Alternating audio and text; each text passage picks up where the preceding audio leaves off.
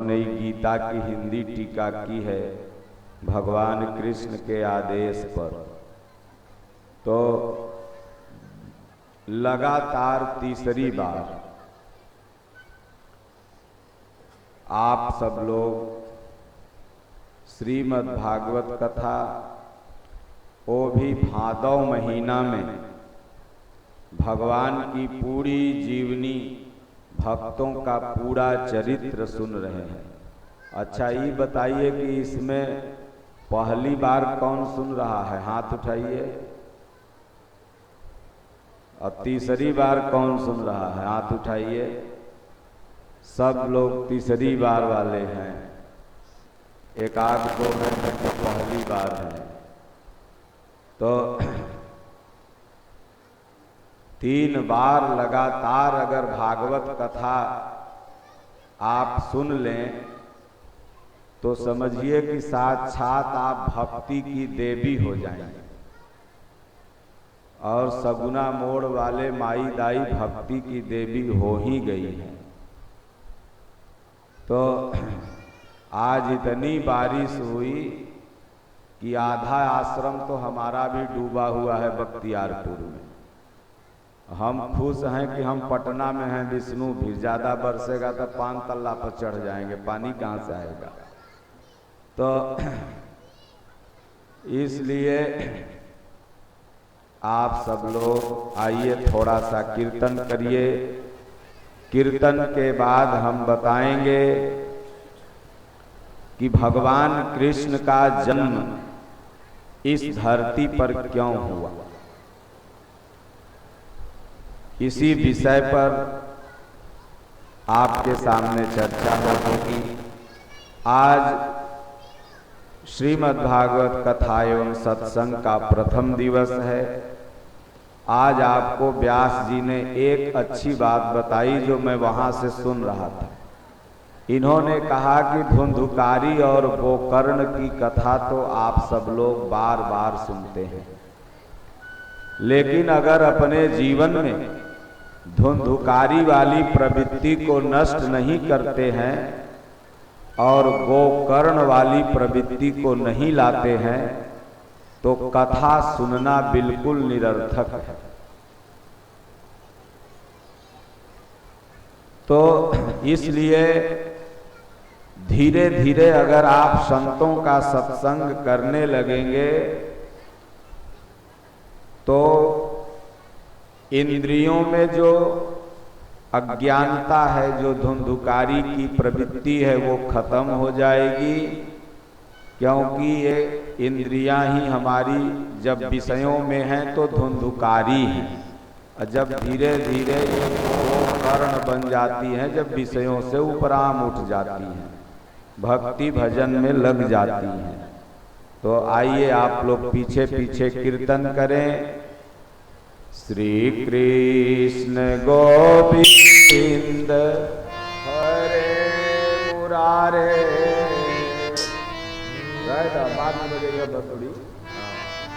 श्री कृष्ण गोविंद हरे मुरारे।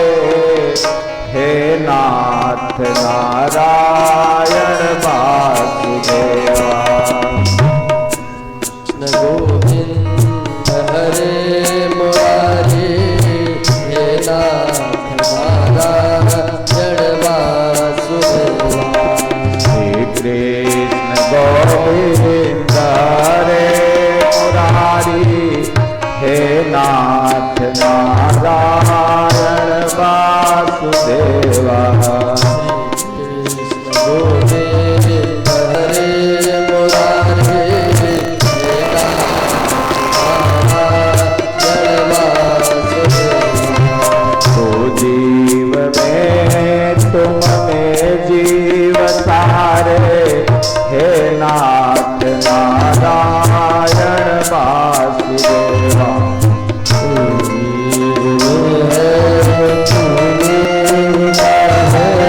हे नाथ नारायण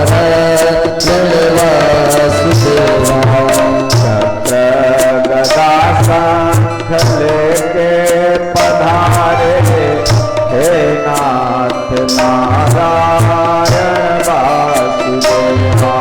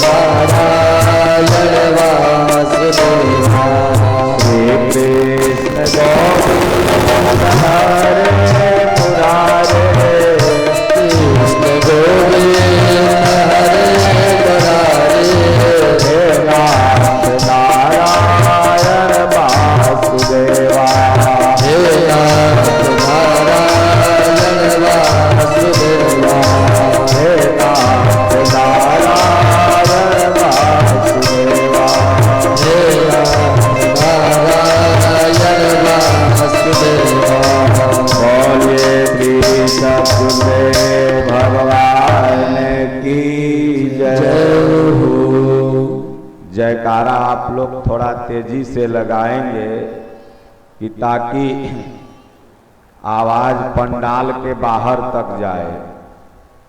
बोलिए श्री सद्गुरुदेव भगवान की जय हो।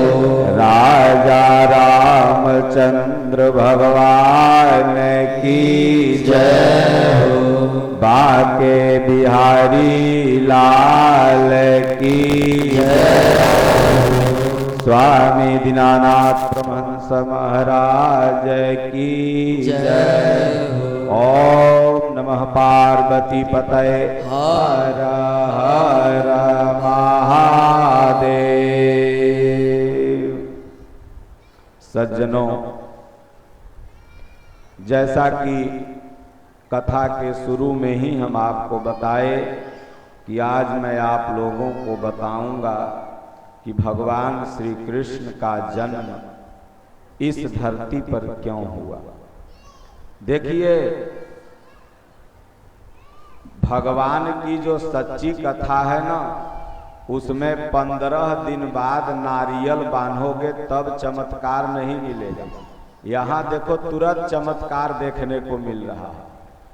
विष्णु के घरे हम रहते हैं, मच्छर देवता वाला अगरबत्ती जलाते जलाते मर जाते हैं तो ससुरे मच्छर नहीं मरते हैं। यहाँ अभी तक किसी को एक को मच्छर काटा नहीं, काटा ना, कहीं भी कोई बैठा है पूरे पंडाल में नहीं काटा। तो देखो भगवान की अब है, यहाँ कथा बंद हो जाए तब बैठो। कुल अंशु मैरिज में पूरा VIP मच्छर आके रहता है। घरे में सोफा पर भी बैठल रहोगे तो कमर ससुरी दर्द नहीं छोड़ेगी। YouTube पर सर्च करते रहोगे कि कौन दवाई खाएं कि कमर दर्द ठीक हो, लेकिन यहाँ 2 घंटा बीत जाई तो एक ससुरी कमर एक को बार दर्द न करी। तो भगवान की कथा में भगत का मन बहुत लगता है, ये प्रत्यक्ष प्रमाण होता है, इसलिए बड़ा भाग्य से मिला है। और 7 दिन बीतते समय नहीं लगता। जब 70 साल बीतते समय नहीं लगा तो 7 दिन लगेगा क्या? इसलिए आप लोग ये लाइव वाले के माध्यम से घर पर देख सकते हैं, यहाँ तो जरूर आके सुने। और पहला दिन है, फिर भी बहुत बड़ी संख्या है। तो सब लोग ध्यान से सुनेंगे। आज के लगभग 6000 वर्ष पहले भगवान श्री कृष्ण का इस धराधाम पर आविर्भाव हुआ, जन्म हुआ। सोचिए, आदमी का तो जन्मदिन नहीं मनाया जाता, मृत्यु दिन मनाया जाता है। हम सभी का बरसी मनाई जाती है मरने के बाद, लेकिन भगवान मरते नहीं हैं, इसलिए भगवान का जन्मदिन मनाया जाता है। भगवान कृष्ण का कोई बरसी आज तक मनाया है? भगवान राम तो कोई बरसी मनाया है, लेकिन भगवान कृष्ण और राम का जन्मदिन मनाया जाता है।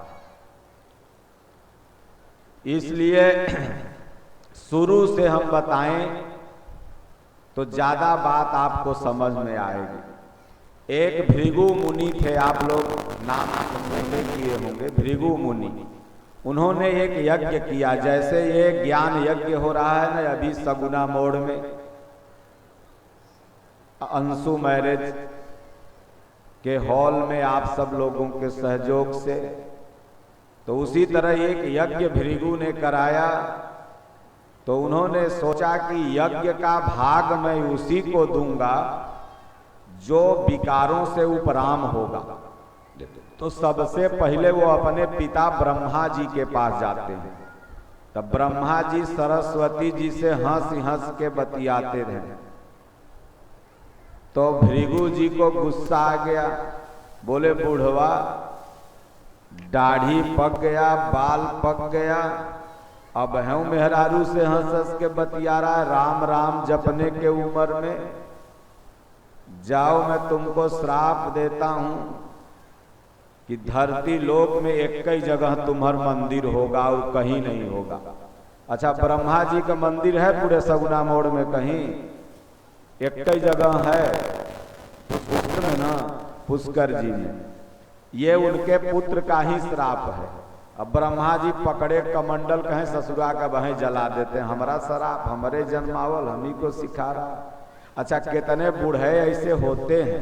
देखो यहाँ कथा हो रही होगी ना, और वहां दरवाजा बंद के टीवी तेज करके बुढ़वा बुढ़िया बतिया रहा होगा। 70 साल उम्र, 60 साल उम्र, मिलिट्री से रिटायर होके आया, तो मेहरारू से तो कहो बतियाए के फुर्सत मिला नहीं, तो यह 10-20 साल बतिया रहा है अपना। तो बेटवा के गुस्सा आइबे न करेगा, कहेगा बतियाए के हमर उम्र है, निर्वंशा अपने बतिया रहा है। तो ब्रह्मा जी की पत्नी सरस्वती ने हाथ पकड़ लिया, बोले अरे आप ही का बेटवा है, गलती कर दिया तो इसको दंड मत दीजिए।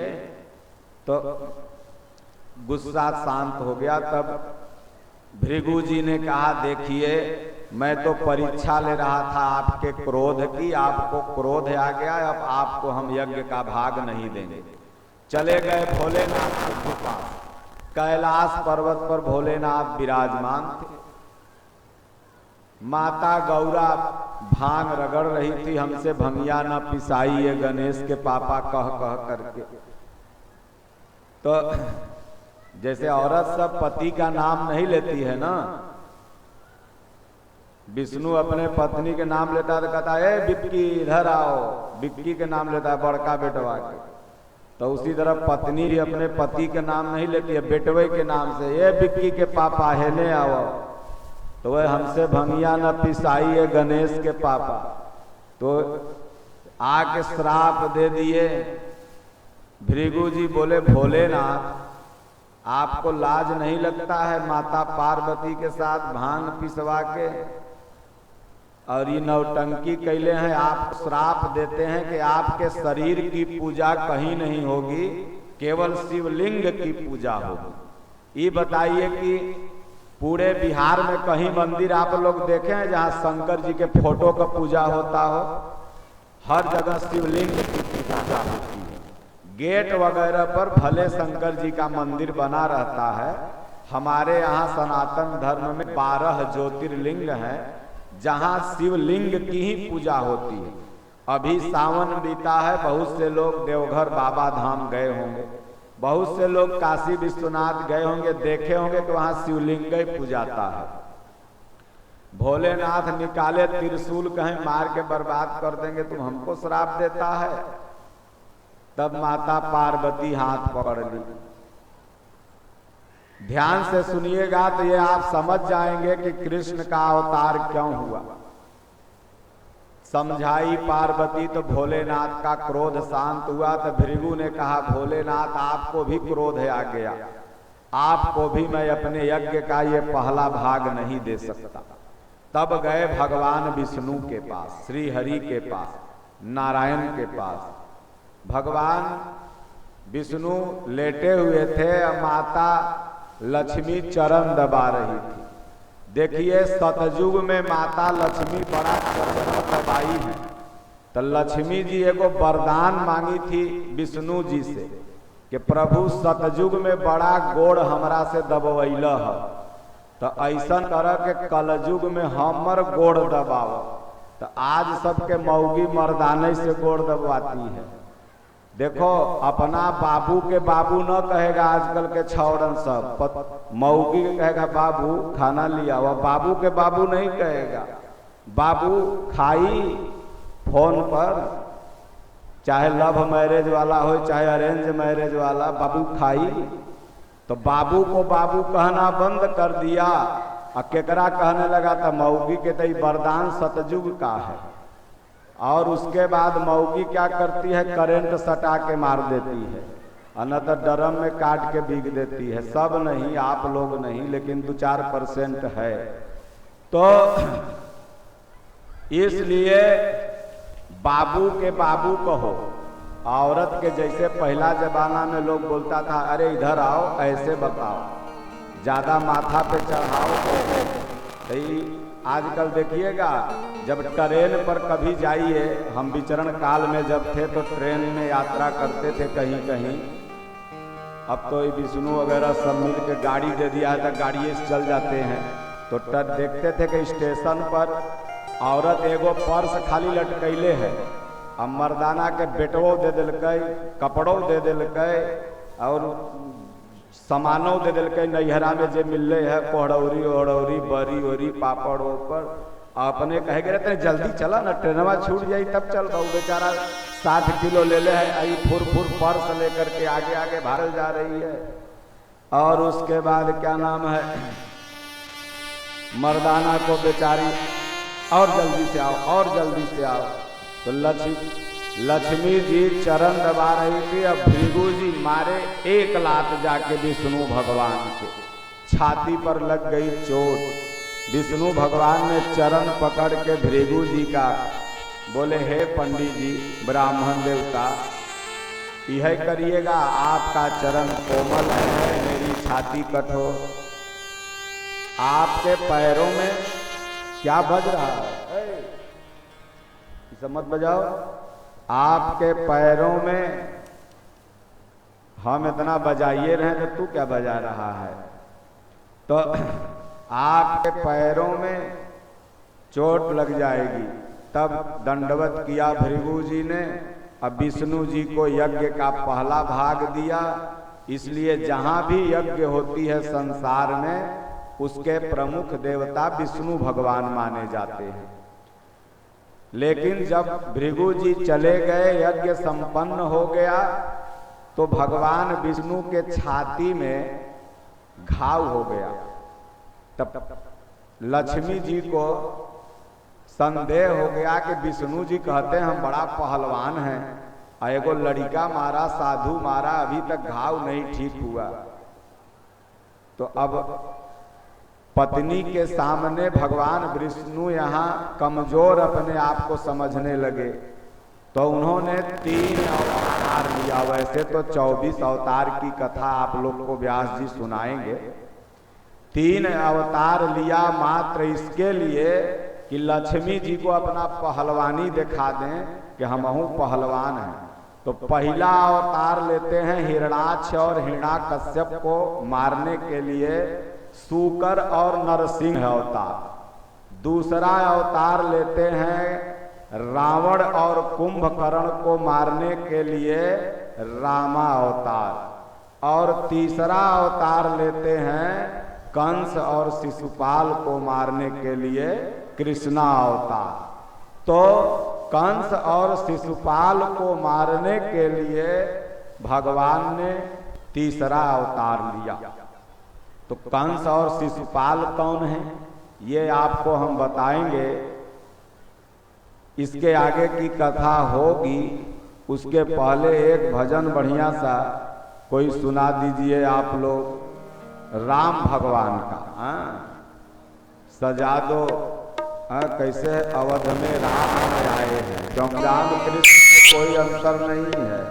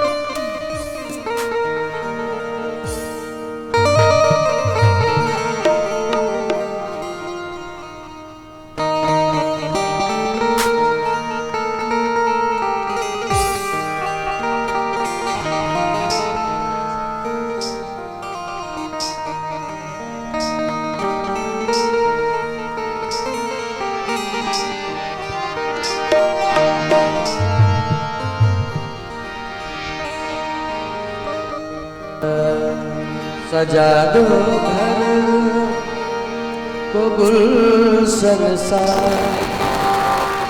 मेरे प्रभु राम आए।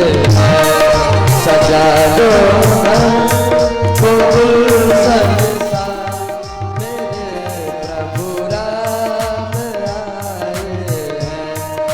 लगे गुटिया भी दुल्हन सी, मेरे प्रभु राम आए। सजा दो घर को गुलशन सा, मेरे प्रभु राम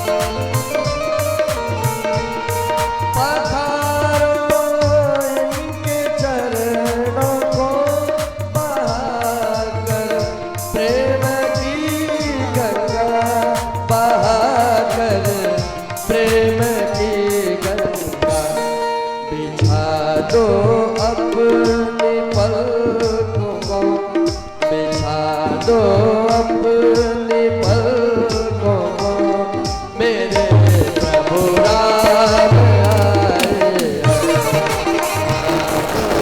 घर को गुलशन सा, मेरे प्रभु राम आए।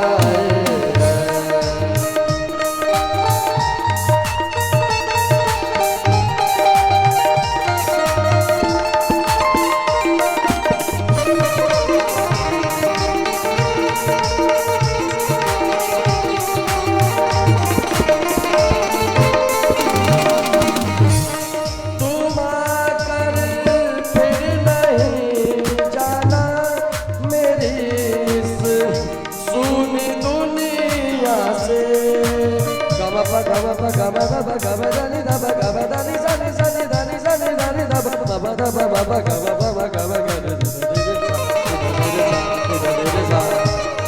तुम आकर फिर नहीं जाना मेरी इस सुनी दुनिया से, मेरी इस सुनी दुनिया से। कहूँ हरदम, कहूँ हरदम यही सबसे, मेरे प्रभु राम आए हैं।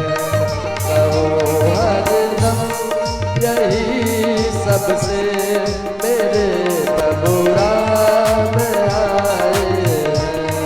सजा दो घर को गुलशन सा, मेरे प्रभु राम आए हैं।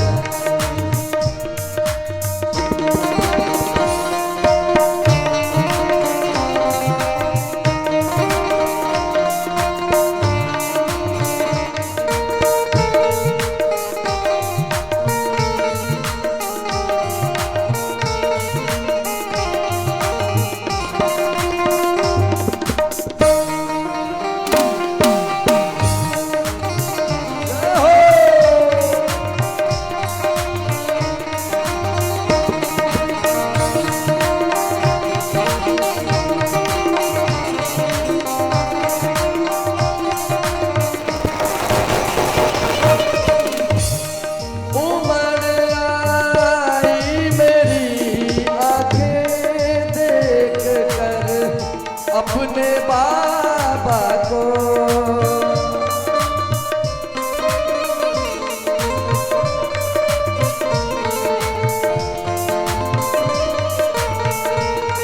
उमड़ आई मेरी आंखें देख कर अपने बाबा को, देख कर अपने बाबा को।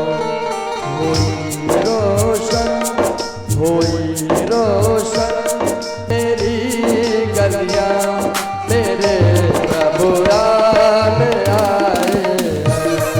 सजा दो घर को गुलशन सा, मेरे प्रभु राम आए हैं। लगे कुटिया दुल्हन सी, मेरे प्रभु राम आए हैं। सजा दो घर को गुलशन सा, मेरे प्रभु राम आए हैं। मेरे प्रभु राम आए हैं। मेरे प्रभु राम आए हैं। पटना में तो लोग 9 बजे चूल्हे फूकते हैं खाना बनाने के लिए, तो आपको लेट थोड़ी हो रहा है। अगर जो माई लोग जा रही हैं तब पंकज जी बल्टी में ले करके वहाँ प्रसाद बैठ जाइए। जो अगर जा रही हैं खाना उनको बनाना होगा तो उनको दे दीजिएगा। एक आदमी को बैठा दो तो और आधा घंटा में बस 20 मिनट में हम समापन कर देंगे।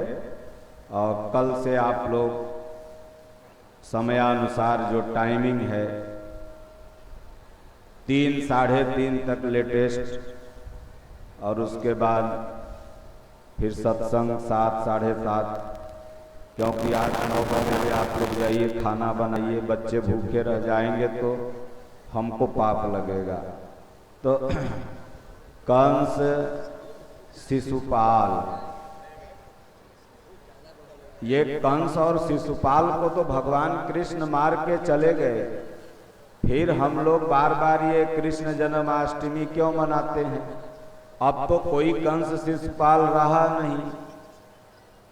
तो न तो उस समय कंस शिशुपाल की कमी थी और न आज कमी है। आज भी कंस हैं और आज भी शिशुपाल हैं।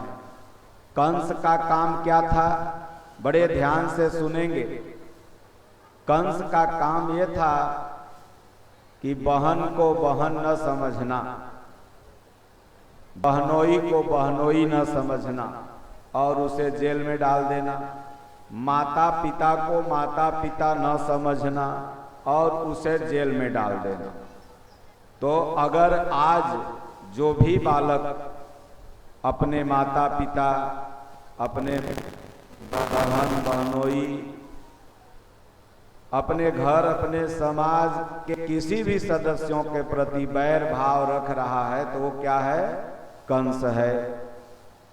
अब सब कोई समझ ले अपने अपने में कि कौन कंस है और कौन कृष्ण है। शिशुपाल का काम क्या था? भगवान का अपमान उसने किया था। देखिए, आज तमाम लोग ऐसे हैं जो भगवान का भी अपमान करते हैं, धर्म का अपमान करते हैं। मंदिर के सामने जाएंगे तो मुंह में खैनी ऐसे डाल के ऐसे फेंक देंगे। ये कहीं न कहीं से जाने अनजाने में अपमान हो गया। आप खखार बीग दिए, अपमान हो गया। कोई साधु महात्मा कहीं सत्संग हो रहा है, अरे ये सब कुल बिजनेसमैन है, ठगवा है, ऐसा बोल दिए, आपने अपमान कर लिया। ये लोग का रोजगार है। तो ये सब कौन है? शिशुपाल हैं। शिशुपाल का यही काम था, गीता का अपमान कर देना, कृष्ण भगवान का अपमान कर देना। भरी सभा में उसने यही तो कहा, ये ग्वालई पूजनीय है, इससे बड़ा कोई पूजनीय नहीं। यहाँ आप लोग पगला गए हैं। तब बलदाऊ निकाले हल, कहे चंडाल भाई एक हर मारेंगे मर जाओगे। तो भगवान कृष्ण ने कहा, अरे भैया, बुआ के वचन याद नहीं है? हमने बुआ को वचन दिया है। क्या वचन दिया था? 1 मिनट में। जब शिशुपाल पैदा हुआ था तो उसके कई हाथ, कई मुंह, कई कान, देखने में बड़ा विचित्र लगता था। तो माई उसकी घबरा गई। उसी समय आकाशवाणी हुई, जिसके हाथ में ये जाएगा और जाते ही ये सामान्य बालक हो जाएगा, इसके अंग झर जाएंगे, वही इसका वध करेगा। अब तो माता पिता को चिंता हो गई। बच्चों की वो बरही होती है ना 12 दिन पर, पूरे रिश्तेदारों को निमंत्रण दे दिया बरही में। सब रिश्तेदार जुटे, सब अपने अपने गोदी में लेके खिलाए। किसी के हाथ में जाने पर वो सामान्य नहीं हुआ। भगवान कृष्ण ने कहा, बुआ लाओ मैं भी देखूं, मैं अपने भाई को मैं भी देखूं। जैसे हाथ में लिए तो छुन्न एकदम बढ़िया सुंदर बालक हो गया। अब बुआ रोने लगी, बोली बाप रे, आकाशवाणी सत्य, ये भाई का भाई दुश्मन। कृष्ण भगवान को बुला के ले गई, बोले हमको तुम एक वचन दो। कृष्ण भगवान ने कहा, एक नहीं अनेक वचन ले लो। उसने ने कहा, नहीं एक वचन दो, इसे तुम मारोगे नहीं, आकाशवाणी ने हमको ये कहा है। बोले बुआ, होनी को तो कोई नहीं टाल सकता, लेकिन हाँ 100 वचन मैं देता हूं कि 100 बार ये मृत्यु के समान गलती करेगा तो भी मैं इसके अपराधों को क्षमा कर दूंगा। लेकिन जैसे ही 101 होगा उसको मैं दंड दे दूंगा। तो भगवान हर व्यक्ति के 100 अपराध को क्षमा करते हैं, चाहे हम हो चाहे आप।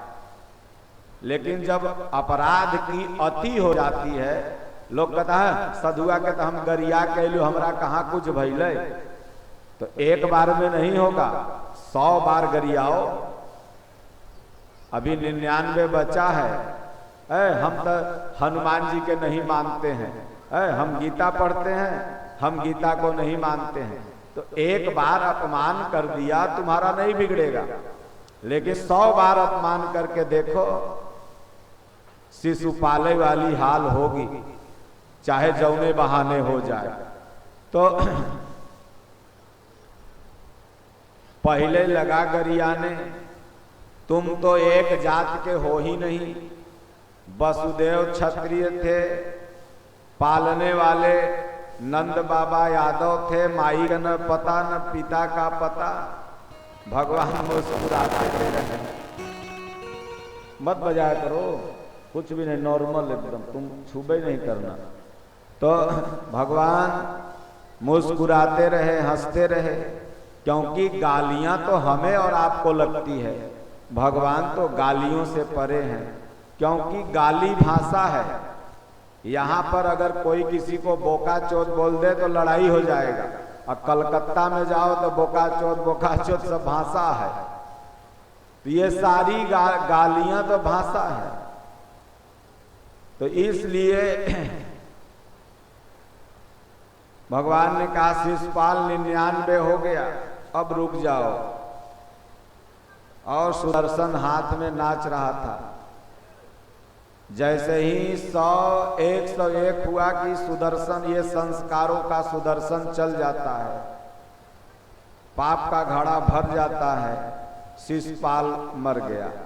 तो इस प्रवृत्ति के लोग आज भी हैं, आज भी शिशुपाल हैं, और आज भी कंस हैं, और आज भी दंड देने वाले कृष्ण हैं।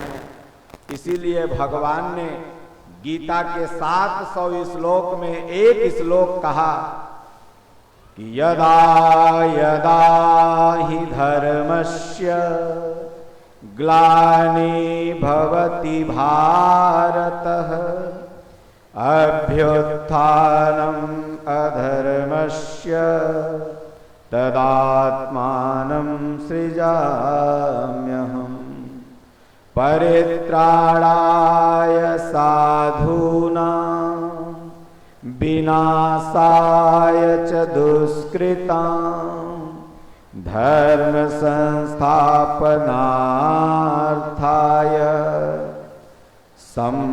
संभवामि युगे युगे।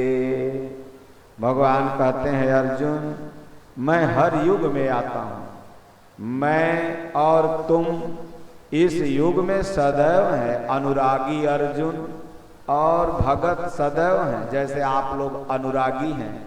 और आपको ये गीता का ज्ञान हमारे परम पूज्य गुरुदेव भगवान ने हिंदी में भगवान कृष्ण के आदेश अनुसार लिख दिया। लगभग 80% लोगों के पास एक किताब होगी, और जिसे जब समय मिलता है पढ़ता भी है। बहुत से लोग फीडबैक में हमको बताते हैं, महाराज जी बड़ी अच्छी किताब है, पढ़ने से बड़ी शांति मिलती है, धर्म के प्रति जितना कन्फ्यूजन है दूर हो जाता है, और भगवान कृष्ण के भाव को हम लोग समझ लेते हैं। इस बार भी बाबू साहब ने मंगवाई है, आप सब लोगों को मिलेगी। गेट पर काउंटर लगा हुआ है, बिल्कुल निःशुल्क। अगर आपके पास नहीं होगी तो जाते समय जब मन करे ले लीजिएगा, अगर पढ़ना होगा तब, और ले जा करके रख देना होगा तो दोष लगेगा। तो इसलिए भगवान हर युग में अवतरित होते हैं। तो हर युग में कंस है, हर युग में कृष्ण है, हर युग में शिशुपाल है, हर युग में कृष्ण है। तो 2 पन्ना गीता प्रतिदिन, जैसे शुगर का दवाई कहीं जाते हो रिश्तेदारी में, तब भुला जाते हो तो 2 किलोमीटर से दौड़ के फिर जाते हो, घरे ले लेते हो कि नहीं खाएंगे तो शुगर हाई होगा तो मर जाएंगे। तो उसी तरह ही आत्मा का दवाई गीता है। कहीं जाओ नताई रिश्तेदारी में, एक गीता अपने पास रखो।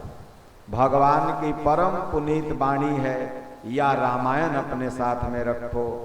गीता रामायण हम सनातनियों का सबसे बड़ा ग्रंथ है और सारे वेद का निचोड़ है। जैसे घीव आप लोग खाते हैं ना, तो घीव है ही। आजकल डॉक्टर लोग घीव खाना मना कर दिया है तमाम लोगों, घीव मत खाओ। तो इसलिए गीता 2 पन्ना पढ़ लो। नहीं पढ़ल लिखल हो तो ये मोबाइल में यथार्थ गीता बोलोगे तो आ जाएगा। ये खेसारी मसूरी के गाना सुने से बढ़िया है गीता सुनो, कुछ कल्याणों हो जाए। तो एक कहानी मैं आपको बताऊंगा। एक भगत था, उसने भगवान से मांगा कि हे प्रभु, आपकी जन्माष्टमी में मैं 7 दिन कथा सुना हूं, एक 4 चक्का हो जाए हमको, तो आवे जाए में ड्यूटी सही हो जाएगी। तब हम जानेंगे कि आप में शक्ति है। भगवान को हम लोग तौलते हैं, अब भगवान जब हम लोग को तौलने लगते हैं तो हम लोग रोने लगते हैं।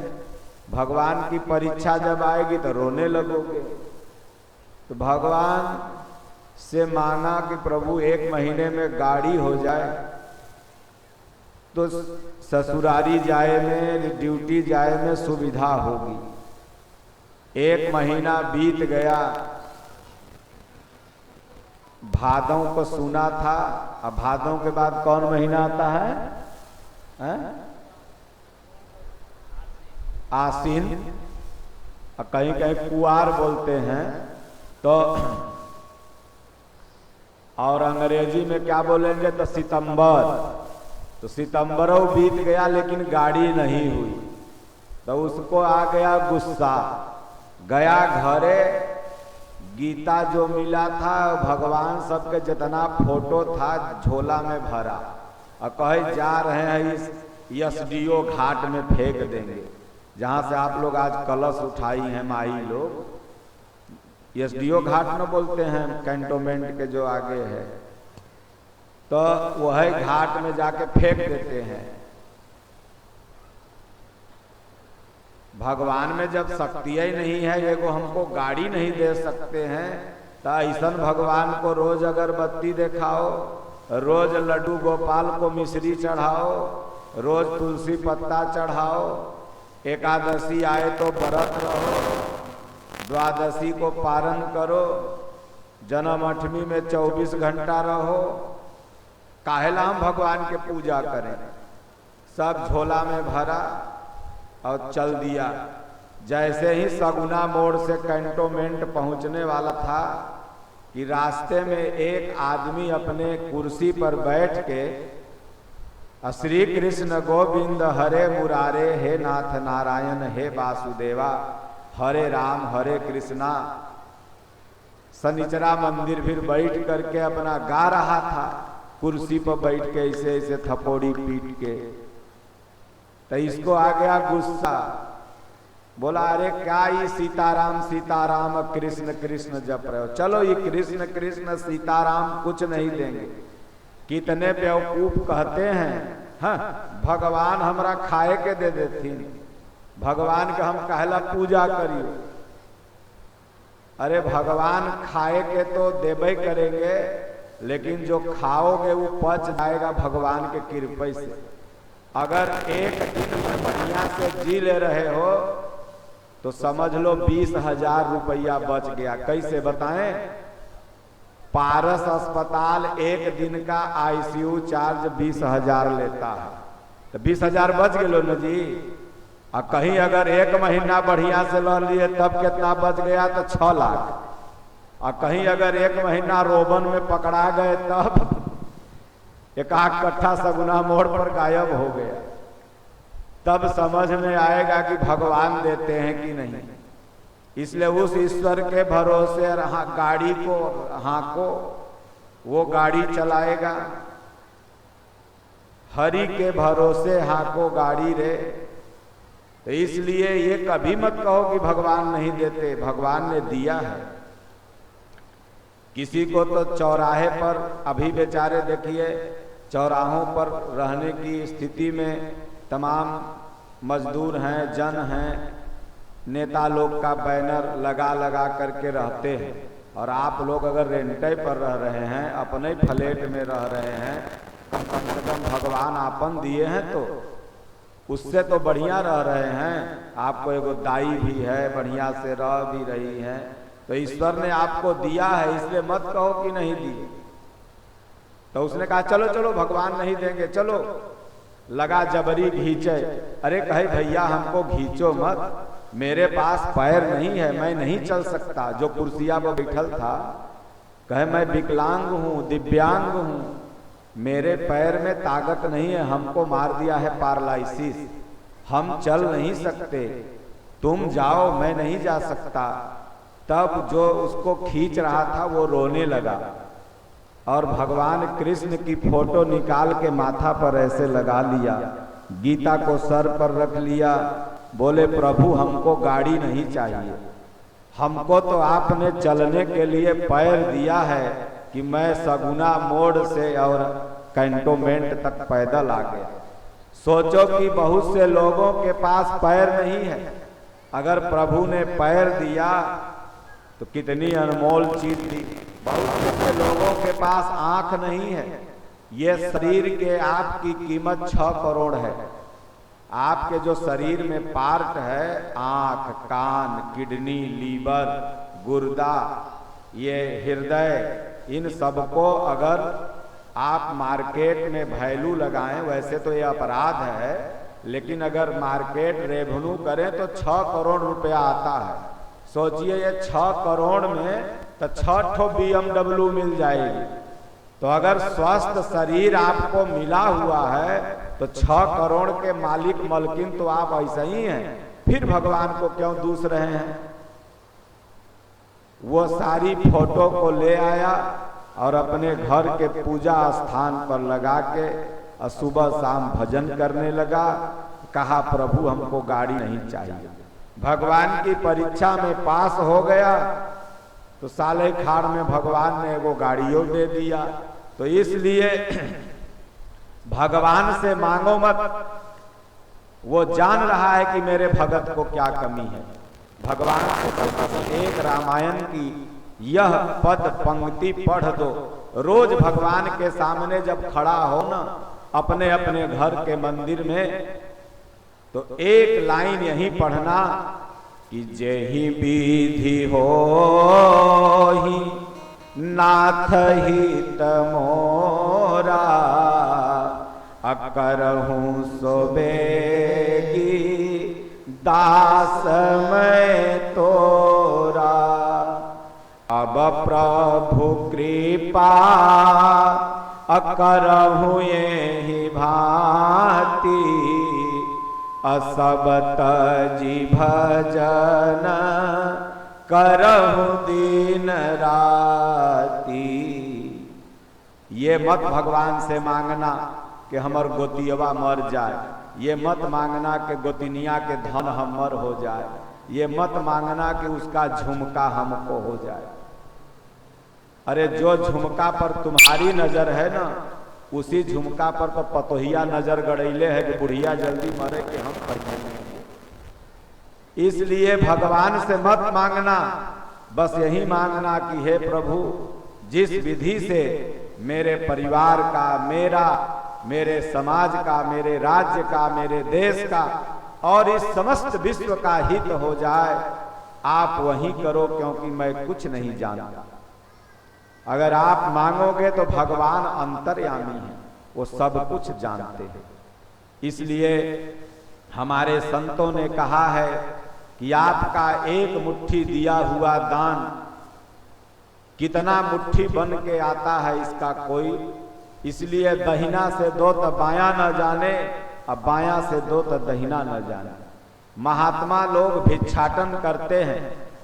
बहुत से लोग सोचेंगे कि अरे महात्मा लोग का तो रोजगार है। महात्मा का सच में भिक्षा प्रवृत्ति ही तो है।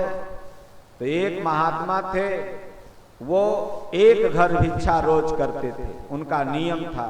जैसे भगवान बुद्ध, तो पहला ही घर गए, जैसे ही सामने मिला तो सोचे आज इसी के घर से ले लेता हूं। आवाज लगाई, भिक्षाम देहि, भिक्षाम देहि, हमें भिक्षा दे दो। अंदर से एक बिटिया 18-19 साल की निकली, रोने लगी महात्मा जी को देख के। बोले महाराज, आपने जब आवाज लगाई ना, तो मैंने घर का हर कनेक्टर देख लिया, हर बर्तन देख लिया, एक मुट्ठी अनाज नहीं है जो मैं आपको दे सकूं। संसार में सज्जनों, दरिद्रता से बड़ा दुख नहीं है। जिसके घर में 1 किलो राशन नहीं है और बेटा भूखा मरता हो, वो माई का क्या हाल होता है बेचारी, वो ही जाना। सुदामा की पत्नी के पास नहीं था, व्यास जी आप लोग को आगे बताएंगे, तो पड़ोसन से मांग करके उसने चावल भगवान को दिया। तो बाबा ने मानस में लिखा है कि नहीं दरिद्र सम दुख जग माही, दरिद्रता के समान संसार में दुख नहीं है। इसलिए भगवान से मांगो कि प्रभु सब सुखी हो, सब निरोगी हो, सब स्वस्थ हो। तो महात्मा हंसे, बोले अरे पगली, तेरे पास कुछ नहीं है? बोले नहीं महाराज, कुछ नहीं। बोले है, आज तुमने अपना आंगन बहारा है ना, झाड़ू मारी है ना आंगन में? बोले हाँ महाराज, झाड़ू तो मारी हूं।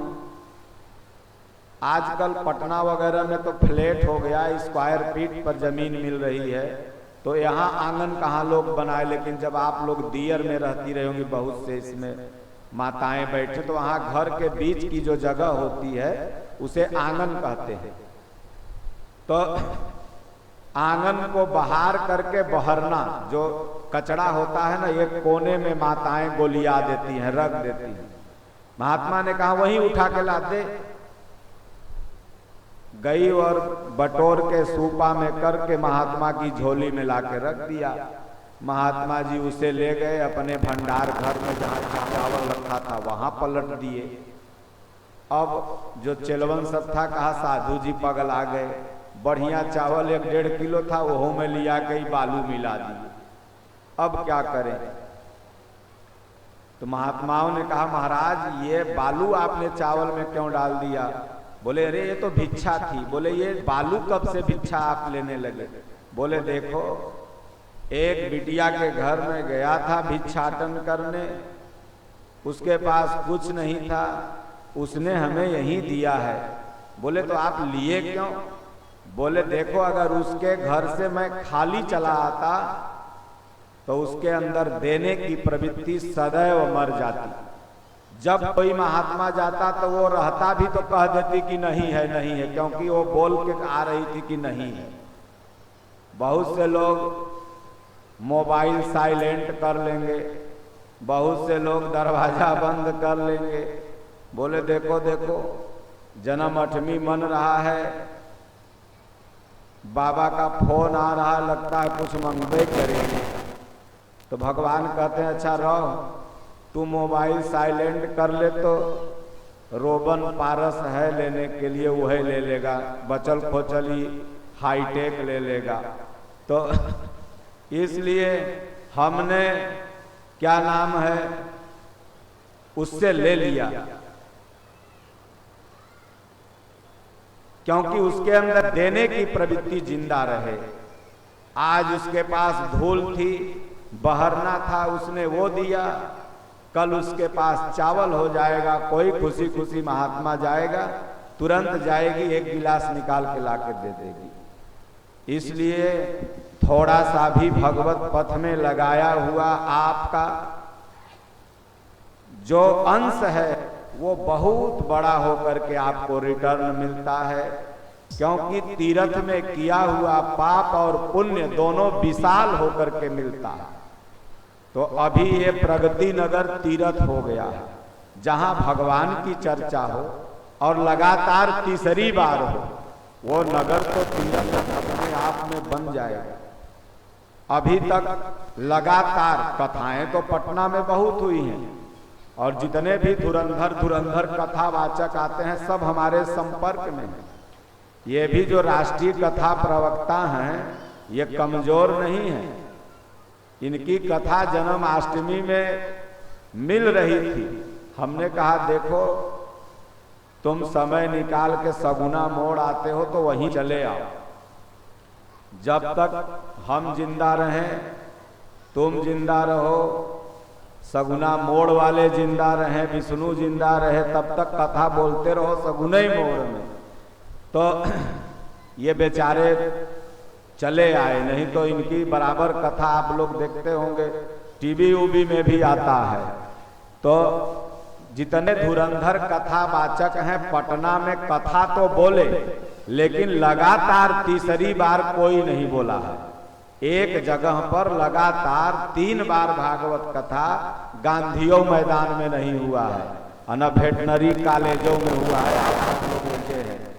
और हमको तो लगता है कि सगुना मोड़ में ही 5वीं भागवत हो गई। इसके पहले एक और हुआ था जो विष्णु जी की बिटिया के शादी में, और एक और हुआ था छोटा रूप में।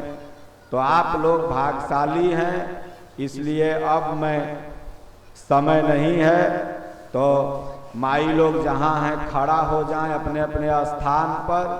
अब व्यास जी से अनुरोध करूँगा कि आप भगवान की आरती कराइए। अब भोग लग गया है। जो पुरुष भी बैठे हुए हैं वो चप्पल जूता खोल के सामने इधर आप लोग आ जाइए और आरती भगवान की करिए। आरती करने से सारा दोष दुख समाप्त हो जाता है। और जो कमेटी के सदस्य गण हैं, नवल जी, पंकज जी, विष्णु जी, बादल जी और राजकिशोर वगैरह, वो लोग स्टेज पर आ जाएं और भागवत की, और जो मुख्य यजमान हैं मोनू के पिता और माता जी, वो लोग भी स्टेज पर आ जाएं और भगवान की आरती कराएं। बहुत बहुत आप सब लोग को आशीर्वाद है। जो दिया उसका भी भला, जो देगा उसका भी भला, जो नहीं देगा उसका भी भला। इसलिए आप सब लोग केवल आइए, और जिसे भी कुछ दान पुण्य करना है वो काउंटर पर हमारे सदस्य लोग बैठे हुए हैं। आप लोग उनका नंबर लेके उनसे बातचीत कर अपना एक दिन का अगर किसी को भोग लगाना है, एक दिन का किसी को खर्चा देना है, साधु संतों को एक दिन पूरा अगर खिलाना है, तो वो विष्णु बाबू, मोनू जी, वहाँ पंकज जी बैठे हुए हैं काउंटर पर, जहाँ गीता आपको फ्री मिल रही है। क्योंकि साधु संतों को कराया हुआ भोजन व्यर्थ नहीं जाता। तो इसलिए आरती के बाद जो अयोध्या जी से महात्मा पधारे हैं उनका पंकज जी आप स्वागत कर दीजिएगा। तो इसलिए देखिए काशी भी यहाँ पधारी हुई है, अयोध्या भी यहाँ पधारा हुआ है, अब वृंदावन भी यहाँ पधारा हुआ। वृंदावन से भी लोग आए हैं, झांकी वाले वृंदावन से, और राजस्थान भी, राजवाड़ों की नगरी भी पधारी हुई है। तो कहिए कि अभी सगुना मोड़ में सारा धाम ही पधारा हुआ है। इसलिए खूब भगवान के नाम जपो। 4 दिन के जिंदगी फिर अधेरी रात। तनी अपन अपन आंख मुनो, तो जितना एजा खड़े हो आंख मुनो, सब लोग मुनो। कहाँ गया सगुना मोड़? आंख मुनैले के सब खत्म। कहेगा जल्दी से दीघा ले चलो, और दोस्त कहेगा कि जब आधा जल जी हैं तो हमरा फोन करियो, हम आ जेबे झट देना, तो खड़ा न रह पेबे उतना देर। तो इसलिए बादल ऊपर आ जाओ इधर से। बोलो गुरुदेव भगवान की जय। आरती कराइए। ज्वाला मालिन्यै नमः। ओम जी देखो भागवत भगवान की है आरती, याद है ना? ओम इदं गविहि विजननं मे अग्रसवीर वंशनव गडगं सुतये आत्मजनि प्रजातनि पुष्पनि लोकसन भैरनि अवरिहि प्रजा बहुला आत्मोन्नं मयूरितो असमाशुधत्त।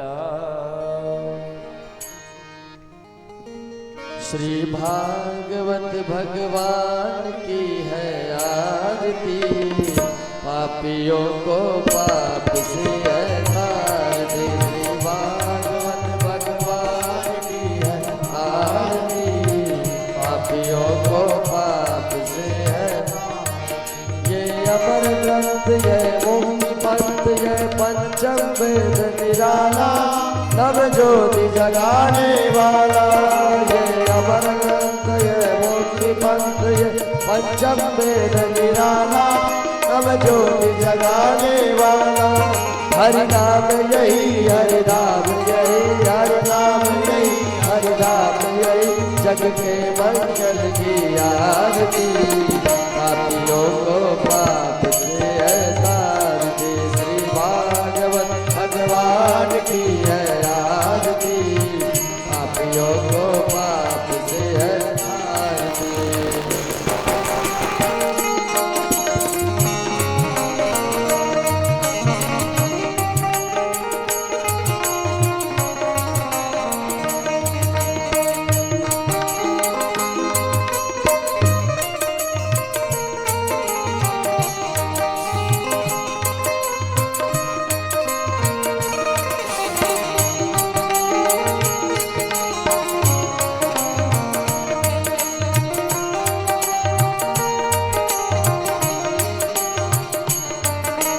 शांति गीत पावन पुनीत पापों को मिटाने वाला, हरि दर्श कराने वाला। ये शांति गीत पावन पुनीत पापों को मिटाने वाला, हरि दर्श कराने वाला। ये सुख करनी है दुख हरनी, ये सुख करनी है दुख हरनी, श्री मधुसूदन की आरती,